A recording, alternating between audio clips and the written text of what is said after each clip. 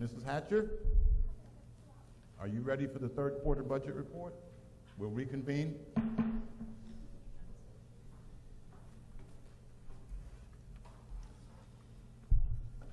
Good evening, Chairman Thomas, members of the board, Mr. Parton. Included in your packet is the third quarter report for fiscal year 2011. As you can see, the total operating revenues are still up slightly, $47.6 million compared to $45.9 million in the same period last year. Total operating expenditures are also up slightly, $51.3 million compared to $50.5 million at the same time last year. This is an increase of about $796,000 from the previous year, $531,000 of which is the cost for borrowing that we did back in the fall. General fund revenues are $637,000 higher than last year. Part of this increase is due to the fact that this is the first year the E911 funds are in the general fund, not their own fund.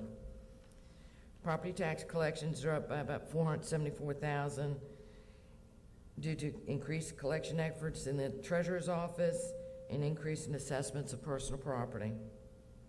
Sales tax revenues are up as well as BPOL revenues. Hopefully this is a sign of things starting to slightly improve. Consumer utility taxes are down and will be down again next quarter due to the second class action lawsuit by a carrier to recoup taxes. That was Verizon, wasn't it? It wasn't Verizon this. No, Verizon is still. Verizon? Verizon's still in court. Permits are up slightly due to increased building permits. Miscellaneous revenue is down, and you have to keep in mind that we had an extraordinary unclaimed property sale revenue in the previous year, so it's a one-time thing. You won't see that again. Our general government expenditures are 1% less than the same period last year. Most of the departments are within the 75% threshold. Monthly operating legal costs are still below the 75% threshold. We do take out of the monthly recurring costs the amounts for the Verizon and Clark's Cut litigation, which is outside the scope of the retainer. They're also included in the legal fees this year are the legal cost of the RAND, which we recorded on time this year, not waiting until the end of the year to record it. Professional services are up again, but this is because of the radio consultant expenses and the general reassessment. Judicial costs are up slightly, basically due to the hiring that we did not have in the previous year for an administrative assistant for the circuit court judge. Emergency services are also up, which is due to the 5 new employees that were hired under the SAFER grant and additional grant expenditures. The current budget will be amended in the fourth quarter to reflect the increase of the SAFER grant. I just want to get closer to the end of the year to have a more accurate number. Charges for correctional institutions are up higher, and this is based on prisoner days, especially at Pamunkey. School operating expenditures continue to be slightly lower than the same period last year and below the 75% threshold. Social services are higher than last year, but still at 75%. Well, right now, cross your fingers, CSA is slightly lower, but I don't expect that to last very long. Tourism revenues are lower than the third quarter, but still slightly higher for the year, but that reflects the first quarter with the Boy Scout Jamboree. Tourism expenditures are lower due to the reorganization of personnel. Your debt service payments currently are about the same as they were the same time last year. And by the end of the fiscal year, though, your debt service payments will be higher due to the increased debt, but it is budgeted for. Your capital projects consist of those projects that are ongoing in previous years, except for the purchase of the 4 police cruisers and the sound system in the auditorium, which hopefully we'll get in soon. There will be revenue transfers in the fourth quarter to offset these expenditures. Caroline County Utilities third quarter operating revenues show a 1% increase compared to this time last year. And this is a net based on the 5% increase in rates and a reduction in consumption due to the drought over the summer. Collected availability fees are lower than last year, with only 39 availability fees applied for, 7 of which are still outstanding. Utility fund operating expenses are 12% lower than the same period last year, while debt service payments are slightly higher. Your numbers are going to look a little skewed because we had to make the debt service payment of $529,000. We've also requested our reimbursement from the BABs and the capitalized interest, which will be an offset for that. But we had to wait till April 1st to do it. I still believe that the financial picture for the third quarter remains stable. I believe the operational revenues and expenditures for utilities are stable. There is an area of concern regarding the availability fees in the utility fund. And I feel like basically if we stay on the same path and collections come in like they do, then we're going to end the year on a positive note, at least in the general fund. That's it. Okay. I'm through counting. I'm through talking about beans. Define positive note. You won't be in the hole. Well, in numbers. I don't know. Guesstimate. No way. $200,000 more than we anticipate? A lot of it's going to depend on the collections for the real estate and the personal property in June. And that's always a unknown factor until they're actually in. Okay. True, and if we stay, I can hear, so I can't read lips.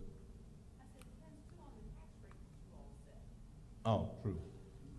She said it also depends on the tax rate that we set, because there is a slight gain. bump in the tax rate because we're setting a tax rate for this calendar year, which includes the June payment. And the June payment was based on 53, now 64 cents as the equalized rate. And It would if be it's more than equalized. 64, Anything above that, they'll- you would get a slight bump from it. Okay, but we of course are not going to count that bump because we're going to use that bump for our unencumbered balance and use it next fiscal year like we're supposed to. That's what the board desires to do. Okay.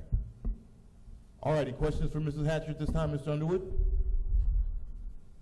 Mr. Chairman, we talked about the amount of debt that the utilities was carrying earlier. Correct, at our previous At our previous- work session, yes. Would that have any impact on how the utilities looks in terms of the operating costs, how they actually look, and give us a better number to work with? Well, in terms of operating costs, Mrs. Hatcher and maybe Mr. Shebel can help if we need.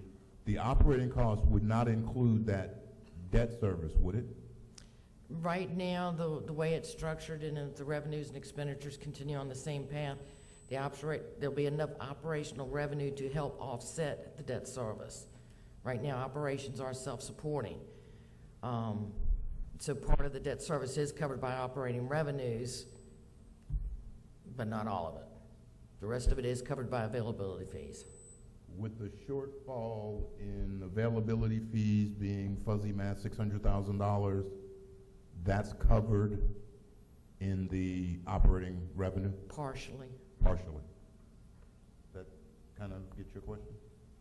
But the overall, I guess the overall picture of what utilities looks like is slightly skewed overall because of that $3-point-some million number of general fund transfer. Right, I just wanted to get an accurate picture of how they actually look, Okay. based on what they have control of, rather than, Operationally, operating revenues, operating expenditures, they're not setting the world on fire, but they're not in the hole. There is enough money to cover some of the debt service, but not all. The budget wasn't built for the operating revenues to cover debt service. correct. So, I mean, that is kind of the picture. Is that what you want? Yes. Okay. Mr. Popowitz? I have no questions at this time. Mr. Seeley? No questions, Mr. Chairman. Mr. Akers? Okay, Ms. Hatcher, one last one now. Now, you mentioned that for the most part, all of our revenues, or our expenditures were in the 75% range, but our revenues were actually higher than budgeted Some cases yes, some cases no. overall. You'll make me look it up. I like this little dance we're doing here.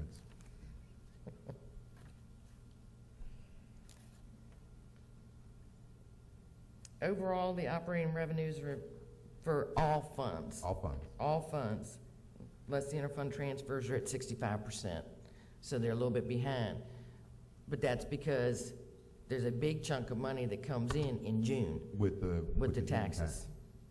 Okay, Mrs. Curran, just a nod of the head. 65% seems kind of normal now? It is when you consider how much is gonna come in that, for that first half tax. Okay, Mrs. Curran said 65% is normal when you consider what comes in the June tax collection. Basically the same. Okay. Okay. Thank you, Ms. Hatcher. Thank you. All right, that was probably good to have. We should have done that right before we did the tax rate, but I think that's going to just be a discussion. So that takes care of third quarter budget report. That takes care of agenda item 1. Consent agenda, we had 2 issues. Item C, Mr. Popowitz, you pulled that? Yes, sir. I want to take some time and have some discussion with our attorney and member of this board, but I'm satisfied with the answers I've gotten. So you have no problem with agenda item C now? No, sir. Thank you. Mr. Seeley, you pulled agenda item I? Aye. Yes, sir. And I guess this is a question for Mr. Emerson. The resolution that we're approving doesn't really attach itself well to what the terms of the contract are. It looks like the resolution stands on its own with no reference back and forth. So if you just have the resolution, I'm not sure it really identifies what we're agreeing to in the rest of the contract that is supposedly Exhibit A that's not referenced in the resolution. I'm sorry, resolution, there's a purchase agreement. Or the purchase agreement. It looks like a resolution, whereas. Oh, yeah, no, that's a purchase agreement. The agreement incorporates both the invitation for bid and the bid itself, and it also indicates that the county accepts the bid that was made by the company, and it incorporates at the end of the document, it incorporates the pricing that was submitted by the vendor in the bid. So what this is a purchase agreement that between the county and the vendor that basically says it's a non-exclusive agreement, and it basically says that if the county wants to purchase any of these listed items of equipment from the vendor, then the vendor is obligated to sell them to the county at those prices that are set forth in section 4.4 of the contract that's defined as the term contract. But the county is not obligated to purchase anything from the vendor. And if it found a better price, it could actually purchase from another vendor, which is why you refer to this as a non-exclusive contract. It's theoretically like a GSA pricing schedule. Right. These are my prices for whatever. Here it is. If you decide to buy it, this is what it costs. What I'm going to sell it to you at, and that's for the term of the agreement, which is basically a 1-year term. And it can be extended, I think, for an additional Okay, I period. see what I was looking for is what I didn't see was this R2411FB, and I was looking for where this got referenced, and I see it in the second whereas, I guess. I was Right. looking for how this document was referenced. so that Right. You knew you were looking for something that Right. was an addendum and not just some nebulous, Right. here's what we've agreed to with no prices, no anything. Right. What we got was the document that's really Exhibit A, and the most efficient way to put that together into an agreement was basically to create this short document in the front of that and attach that Exhibit A to it and say the agreement is what's specified in Exhibit A, and add some legal boilerplate and things in the sort of covering agreement. So you've got an agreement within an agreement, essentially. I see it now. Thank you. Well, I'm good. All right, I have a question, Major Mosher, since you're there. Yes, sir. In this pricing schedule, letter L, and letter L went back to server implementation, I believe it said. On-site server software implementation, cost of single server software installation and network configuration to include wireless AP installation and configuration. That's what item L is. Yes, sir. In the pricing schedule, L is listed as $3,800. Not sure what it is, fixed cost, whatever, but below that, it says otherwise $895 hourly rate per technician. I only pay a brain surgeon that much money. Right. What's the story? This is all you. Yeah, okay. Based on the proposal that we put out, that's the prices that they came back with, that they would, now, obviously, we're not committed to this agreement, but this is the IFB and the lowest bid that we received for the procurement process, putting out the IFB. So I'm not sure about the numbers or exactly as far as the hourly rate goes, $800 and some dollars. $895 hourly rate per technician. Yeah, that's extremely high. Well, I don't know everything, Right, but I do work in this business. right, And some of my most expensive implementers charge $300 or $400 an hour. right, And they're like the really big firms. right. $895 an hour is a lot of money for anything computer related. Where does this read, though? You see where it is? Mr. Chairman, it seems to me the way that this reads, and maybe I'm off base here, but the way it reads, it's $3,800 specific to CCSO installation, otherwise $895 hourly rate per technician. It seems like they're talking about something outside the scope of what we're talking about here, the way I read it. Yeah, well, what I read first was L, which I guess for you would be on the page before where it describes what L is. Okay. And L is software server installation. Okay, I used to do that myself. Right. Never got $895. My company never got $895. I understand how this business works. So I'm going to charge you low end on one area, but I'm going to make it up In another on this area. other area, and $895 for anything software related is extremely high. Okay, Because I charge $10,000 a week to install my software. That's $250 an hour. So I don't expect us to ever use a technician, but I just wanted to make sure we brought that up.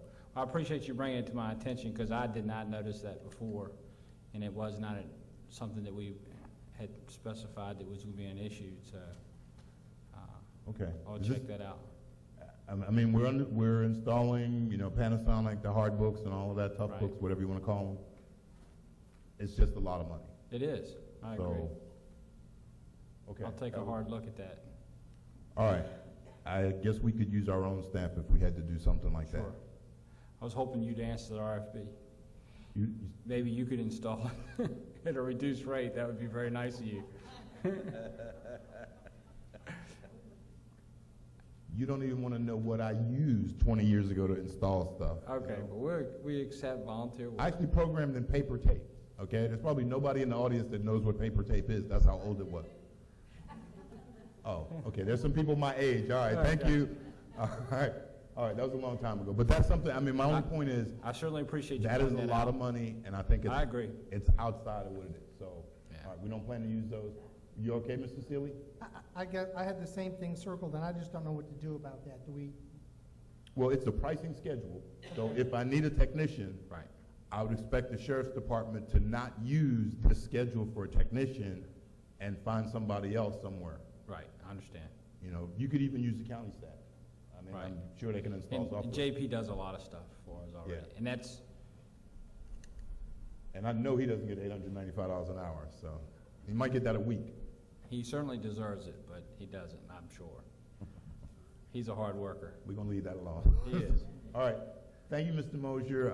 Thank you. You're finished with I? You satisfied, Mr. Sealy? Yes, sir. Okay, we'll do two separate motions, because I'm not gonna vote on C. Mr. Popowitz, is there a motion to approve agenda item C? So moved. Second. Okay, motion made by Mr. Popowitz, seconded by Mr. Akers to approve the request for funding for the purchase of the Caroline County Museum and Cultural Center signs. Right. The county's paying half of the total cost, the town's gonna pay the other half, and the town's gonna pay the other half. Discussion, all those in favor say aye. Aye. Those opposed, nay. The motion carries. I abstain because I actually am on the library board, even though I'm not a paid member. There really is no conflict, but to make sure I abstain. Agenda item I, Mr. Sealy. Move to approve agenda item I. Second. Motion made by Mr. Sealy, seconded by Mr. Popowitz. All those, discussion, all those in favor say aye. Aye. Those opposed, nay. That motion carries unanimously. Okay, agenda item number 5, which is the adoption of the tax rate for fiscal year 2011. I was looking for Mrs. Hatcher. Okay, could you come forward and help us out just to make sure? I'm not sure if the board is actually ready to adopt this, but I'm sure there would be some discussion. And I just wanted Mrs. Hatcher to come forward and restate one more time where we are with our proposed tax rate as is. The county administrator's proposed budget was 75 cents. That's correct.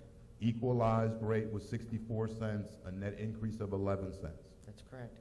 Through some rearranging of the financing agreements we have for some of the capital projects we committed to, our tax rate now sits at 72 cents. That's correct. Without us doing anything, all the other agencies would be funded as the county administrator's budget, and we'd have a 72-cent rate. That's correct. Okay. Anything that the board wanted to do as far as reductions from the budget could reduce it from 72 cents down, or the board could decide to not do some things,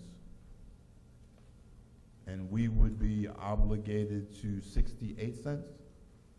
We have debt service for things that we committed to, such as the wastewater treatment plant, and some other things that add 4 cents in debt service. So we are at 64 cents, and we've committed to another 4 cents worth of capital improvement projects, 68 cents. That does not include the additional revenue we have to have for our wastewater treatment financing, right? Is that, you could just say yes or no.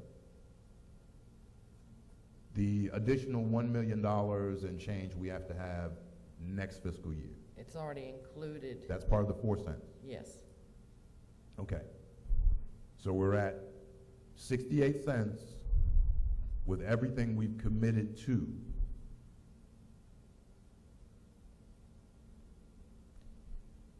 No.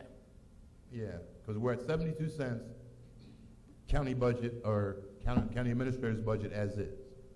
72 cents. 72 cents. Which includes the $1.1 million that's required under the VRA. Right. Okay, that's it. Of that 72 cents, 68 cents we're actually committed to.